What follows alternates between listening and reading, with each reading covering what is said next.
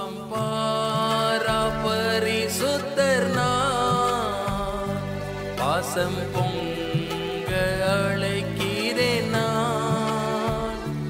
உன் பாவம் யாவும் சுமப்பேன் என்றேன், பாதம் தன்னில் நீலை பாரவா.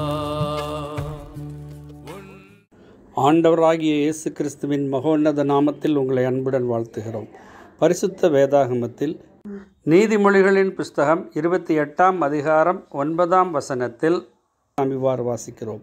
வேதத்தை கேளாதபடிக்கு தன்னுடைய செவியை விலக்குகிறவனுடைய ஜெபமும் அருவருப்பானது என்று நாம் வாசிக்கிறோம். இந்த உலகத்திலே வாழும் நாட்களிலே நாம் பலவிதமான காரியங்களை கேட்டுக்கொண்டே இருக்கிறோம்.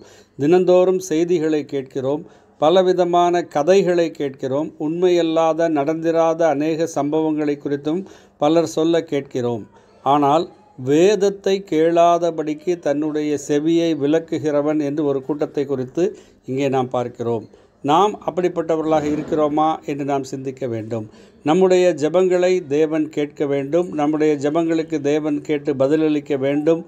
நாம் கஷ்டங்களிலே இருக்கும் பொழுது, உபத்திரவங்களிலே இருக்கும் பொழுது நாம் உடனடியாக கடவுளிடத்தில் செல்ல வேண்டும். கடவுள் நம்முடைய ஜெபத்தை கேட்டு நமக்கு பதிலளிக்க வேண்டும் என்று விரும்புகிற மனிதர்களாகிய நாம் அநேக சந்தர்ப்பங்களிலே கர்த்தருடைய பரிசுத்த வேதத்தை, வேத வசனங்களை கேட்க மனமற்றவர்களாக இருக்கிறோம். பரிசுத்த வேதாகமம் கூறுகிறது, தேவன் தம்முடைய ஒரே பேரான குமாரனை இந்த உலகத்திற்கு அனுப்பி நம்மீது மிகுந்த அன்பு கொண்டார் என்று கூறுகிறது. தம்முடைய சொந்த குமாரனை கல்வாரி சிலுவையின் மரணத்திற்கு உட்படுத்தி நமக்கு மன்னிப்பை உண்டாக்கி வைத்திருக்கிறார் என்று கூறுகிறது. அந்த வேத சத்தியங்களை கேட்கிறவர்கள் அந்த ஆண்டவராகிய இயேசு கிறிஸ்துவின் பலிமரணத்தின் மூலமாக, கல்வாரி சிலுவையில் அவர் சிந்தின இரத்தத்தின் மூலமாக பாவ மன்னிப்பையும் ரட்சிப்பையும் பெற்றுக்கொள்ள முடியும்.